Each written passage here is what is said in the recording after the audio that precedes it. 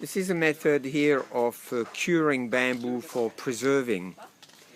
What happens is that the flow of water leaches the starches from it, so the borers actually don't have anything to eat, so they leave it alone. That's a typical way of doing it. Otherwise there's borax and other treatment. It's all over the little creek here. Huh? Yeah. Beautiful agroforestry here.